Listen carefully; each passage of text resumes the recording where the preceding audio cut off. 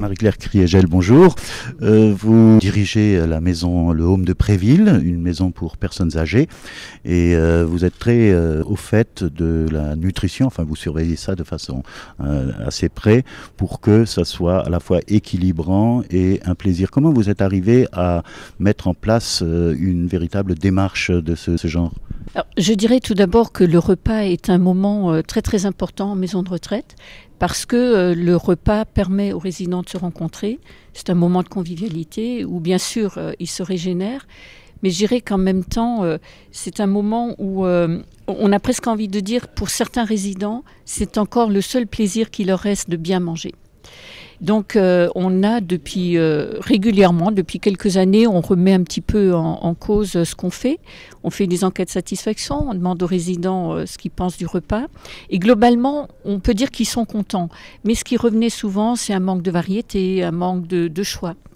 Donc on a cherché à rencontrer des gens qui étaient motivés un peu par une autre démarche. Et aujourd'hui, j'ai signé avec une nouvelle société de restauration. Et on est arrivé à la démarche que le repas, c'est vraiment une fête. C'est un moment où, quand la personne arrive à table, elle doit avoir envie de manger. Donc, on a prévu de faire des menus différents, des produits du terroir, des produits qu'ils avaient, eux, l'habitude de manger. Une bonne choucroute, dans notre secteur, ça passe très bien. En même temps, on a dit que ce qui est important, c'est la façon dont on présente l'assiette. Il faut qu'en voyant l'assiette, on ait envie d'y aller. Et une notion très très importante qui nous a souvent été soulevée, c'est le choix, pouvoir choisir. Donc on a par exemple introduit depuis très peu le petit déjeuner sous forme de buffet, comme à l'hôtel. Le matin, on demande aux personnes quel type de pain ils veulent. Donc il y a plusieurs sortes de pain, il y a plusieurs confitures, il y a un jus de fruits, il y a des céréales, il y a plein de choses.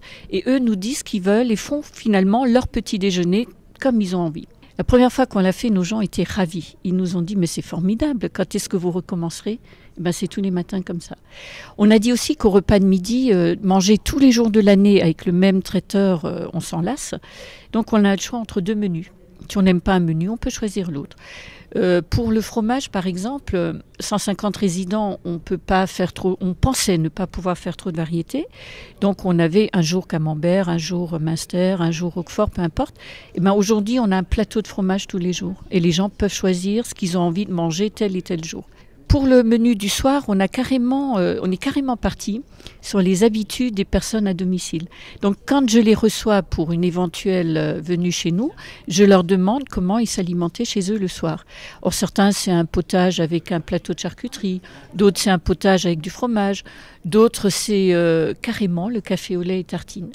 On a décidé que s'ils ont toujours mangé comme ça toute leur vie, en maison de retraite, on peut leur offrir aussi. Donc on leur demande, ils choisissent et on leur propose.